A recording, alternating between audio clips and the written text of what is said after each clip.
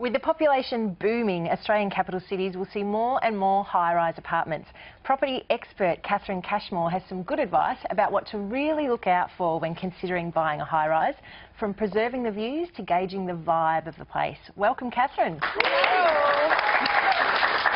Catherine, is it true that more and more Aussies are getting into high-rise apartment living? I don't know whether it's true that more and more Aussies are getting into it, but what is true is that we have this big 2030 plan that we have to work towards. So our cities are growing in population.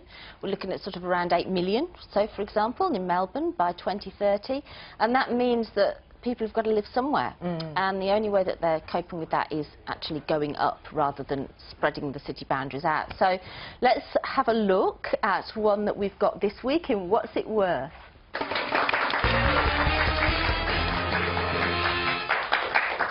So this is a good example of a high-rise that we've got, and I'm going to give you the capital city. So we're in Brisbane. Yep. And let's just have a look at this. And they do look stunning. So all beautifully new inside. They're all modern, new-built buildings. With the fisheye lens, though. To make it well, that's right. There is. Yeah. There is that. But this apartment it's over 100 square metres inside. So you've got a good deal of living space in the apartment. Double sinks, love those. Yeah, too. Marriage savers, they Two call sinks them. to clean, Yeah, my wife would say. yeah, so it's not so much that there's, I mean, most of it is just the living space in the middle, but if you notice all along the end of the building there, they're all sort of wall-to-ceiling glass. And that is why people buy in these buildings, is principally because that's another reason too, though, isn't it? A lot of them have pools, gyms. They do. And all that. And that's right right in the CBD, because that's the Treasury Casino there Yeah, in the background, isn't it? Yeah, That's not right, that I've ever been there. But look at the view. Yes. Look at the view, and that, of course, is what you're paying for, is to be able to sit. And would you watch television? No, you would sit there with binoculars all day, just looking out at that view. It's stunning. You'd be learning a lot about you. You can't take your eyes when you go up there. There's that feeling. So. Sub-penthouse, does that mean just a couple down from the top? That's exactly right. So you're not right on the top, but you're you're not very close. underground. No, you're not underground. You can't hear traffic I'll give you a clue. This one's on the 38th floor, so it's very close to the top. Okay. So one of the highest buildings in. Michelle, go. I reckon it's worth 480,000. Every time I guess he does that. Terry? I'm going to go 850. Okay. I'm going to go 820. Okay. I'm going to go 772. 772. I'm not going to do my math skills to see who's closest now. So, it's me, the selling price was 805. So I think it's you. Yeah, you did it. Well, 805,000. Now, is that worth it? Because here's the thing that I wanted to ask you about, Catherine, because you know about this stuff.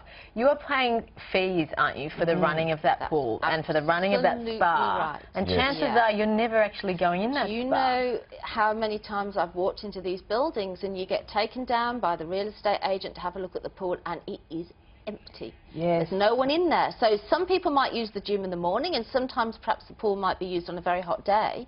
But you are paying those, and they are substantial. What would they be on average a year in a high-class building like that? In a high-class building, so for example, in Brisbane it's a little bit lower.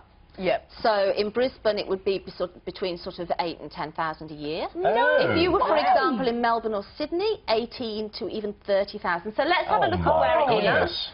So there we are in Brisbane, and we'll just have a look. This is actually in the centre of Brisbane, so it's in George Street. Oh, right smack bang in the middle. That's right, yeah. So you're right in the middle of everything, and I guess that's why people think that, you know, this is an attractive prospect. But considering you've got your owner's corporation fees, you've got your stamp duty on top of that, and even with the facilities that you have inside the inside the building itself, so you might have a cinema, but when you actually work out how many people are living there, you perhaps only get to see a film once a night by the time you've booked through to have the cinema. And some have a concierge and that as well. For 800,000 in Brisbane, you can get a big house, lovely on land, close to town. That's right. That's very expensive. And so the buyer market is principally quite small for these, particularly when you're high. And what is interesting about these buildings is most of them will sell out on the middle levels before they'll sell out on the high levels, because people like that sense of relativity to the bottom. But of course, one of the things that you are paying for is the view, and you're paying an extra 600 to 700 grand to be at an upper level. But there's no guarantee that that view will be there forever. That's correct. That's absolutely correct. So this is what is being proposed in Brisbane now. Yeah. That's going on in Brisbane now. So you can see the graphics and you can see the red buildings that are there. So they don't exist yet?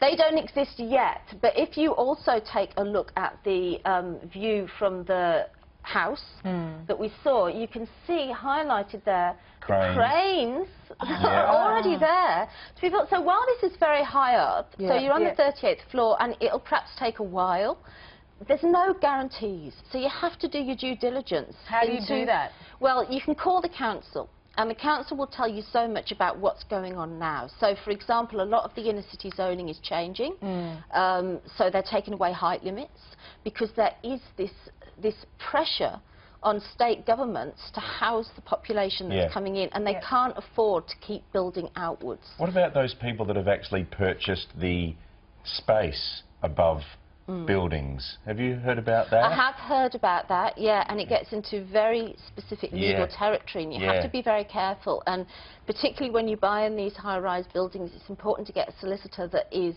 competent with the contracts, because the contracts are very thick and they need to be checked. So it's due diligence all the way, and also taking into account that you haven't got a big buyer market.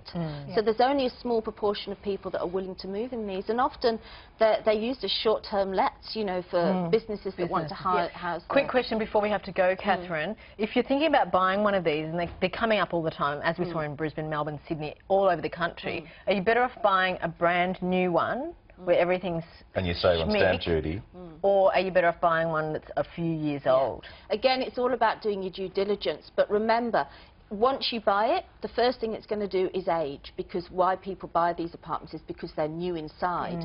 So when yours is 5 years old and they're building the new one next door, which is brand new, you'll find that they're that yours has actually gone down in value before it starts coming up in value. So you have to bear that in mind, and often when you buy things from off the plan, from stamp duty, you're paying a premium for that because no one's lived in it. So it's a little bit like buying a new car, and of course as soon as you live in it, don't expect to sell it 3 years. When you buy a brand new apartment, don't use it. That's right. Don't live in it. They do that in China. They buy the apartments, and because they have to fit them out inside, they just figure they don't want a tenant to use it. They're happy just to park their money in the building. And they're not tenanted. There's all these empty buildings. And you would be amazed how many of the high-rise are actually sitting empty as well for periods of time. So it's good advice. Contentious subject. Yes, indeed. Thank you very much. Would you please thank Catherine for coming on this morning? Thank you, Catherine.